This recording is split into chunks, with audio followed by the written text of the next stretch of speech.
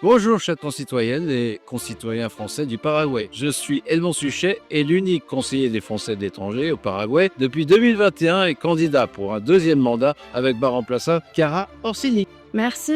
Bonjour, je suis Chiara Orsini, la remplaçante de Monsieur Edmond Suchet. La Direction des impôts des non-résidents, la DINR, encourage déjà les Français établis hors d'Europe à déclarer leurs revenus mondiaux afin de récupérer le quotient familial et de bénéficier du taux moyen pour payer moins d'impôts sur les revenus français. Mais l'option du taux moyen demande une transparence totale sur tous les revenus du couple à l'heure des échanges de données de l'OCDE, signés par la France et le Paraguay. En effet, le Paraguay a rejoint le Forum mondial sur la transparence et les banques paraguayennes transmettent désormais des données sur les comptes détenus par les Français. En plus, si vos revenus mondiaux montrent que vous passez beaucoup de temps ou générez beaucoup d'argent via des structures restées en France, les autorités fiscales françaises peuvent tenter de requalifier votre résidence fiscale au titre de l'article 4B du Code général des impôts. En gros, cette option taux moyen est valable seulement pour les couples à faible revenu dont l'un des deux conjoints ne travaille pas ou a une petite retraite. Dans ce cas, où vous choisissez le taux moyen, et il est préférable de prendre des précautions, notamment d'imprimer un extrait de la DIT démontrant la non-imposition de votre conjoint. Si vos revenus à l'étranger hors Europe sont complexes ou importants, le choix de ne pas cocher la case taux moyen est le prix de la tranquillité fiscale pour ne pas être imposé et contrôlé sur vos revenus mondiaux. En effet, en demandant le taux moyen, vous ouvrez la porte à l'autorité fiscale française qui peut alors utiliser votre propre déclaration comme base pour demander des compléments d'information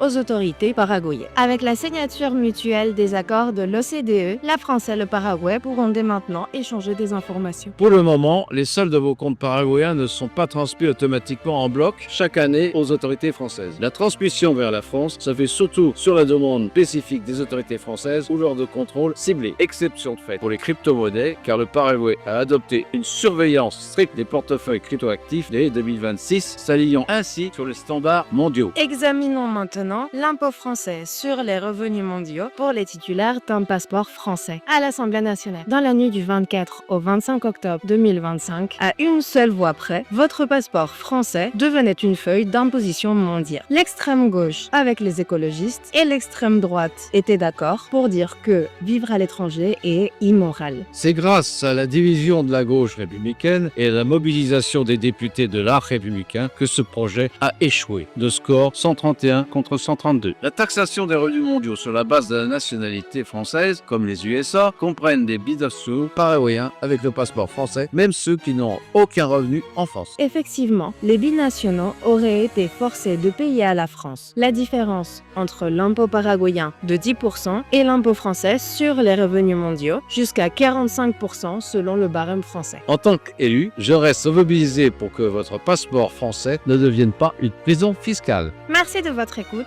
et à la semaine prochaine pour l'épisode 6 qui traitera de l'enseignement français au Paraguay. À bientôt! À bientôt!